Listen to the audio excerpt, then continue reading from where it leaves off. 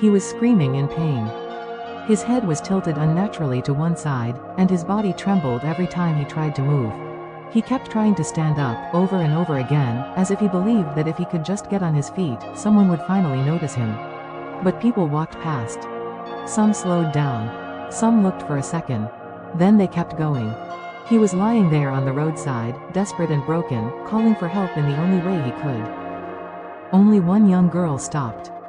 She didn't know what else to do, so she placed a small pile of dog food near him before hurrying off to work. Maybe she felt guilty. Maybe she was afraid. But at least she didn't pretend he didn't exist. When we received the call, the person who contacted us said his eyes looked empty, not angry, not aggressive, just tired. Deeply tired. As if he had already accepted that this was where his life would end. It took us 5 hours to drive to where he was. 5 long hours of imagining the worst. When we finally arrived, my heart dropped. He was still there. Lying exactly where he had been described, barely moving. His breathing was shallow. His body looked completely exhausted, like he had fought for too long and had nothing left. We rushed him into the car and drove straight to the nearest veterinary clinic. By the time we reached the hospital, he was nearly unconscious. The veterinarian examined him immediately. After scans and careful assessment, the diagnosis was devastating. He was suffering from epilepsy. His pelvis was fractured. There was severe trauma consistent with either being hit by a vehicle or violently beaten. His injuries were so serious that the doctor warned us gently he might never recover.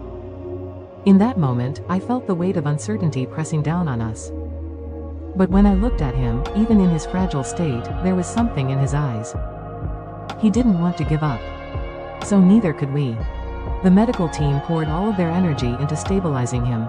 Medication for seizures, pain management, careful monitoring, fluids, gentle repositioning to prevent further damage.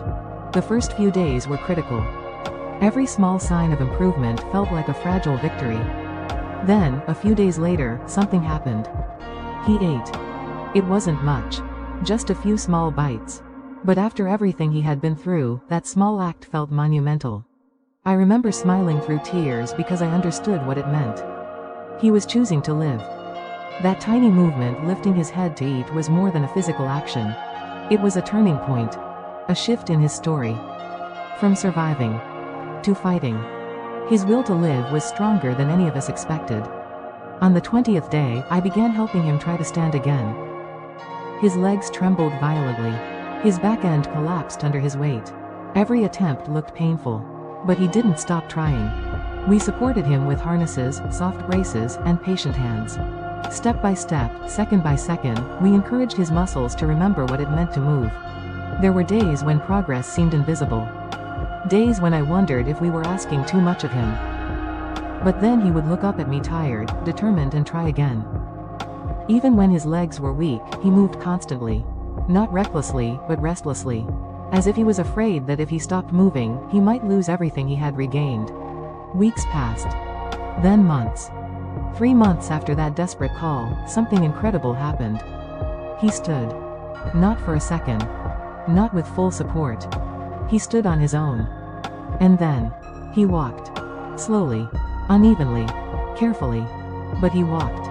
I watched his first real steps with tears blurring my vision. I couldn't even hide it. I didn't want to. After everything, the seizures, the fracture, the warnings that he might never recover, here he was, proving all of us wrong. The room felt silent except for the sound of his paws touching the floor. Each step was a miracle. Each movement was proof that hope is not naive, it is powerful. The effort, the sleepless nights, the uncertainty. It had all been worth it. He didn't just survive. He overcame. And when he finally walked toward me with steady steps, I felt something I can't fully describe. Relief. Pride. Gratitude. Awe. This dog, who had once lain screaming by the roadside, ignored by strangers, had fought his way back into life. He had rewritten his own ending. We named him Zena. Today, when I watch him move freely, when I see the confidence in his posture and the spark back in his eyes, I sometimes struggle to believe it's the same dog. But it is. And every time he runs, every time he walks without fear, I am reminded of something simple but profound. Miracles don't happen overnight.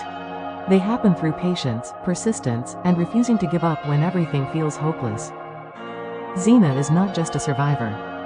He is a reminder that even when the world walks past you, one act of kindness can change everything. And sometimes, the miracle you're waiting for is already fighting inside you.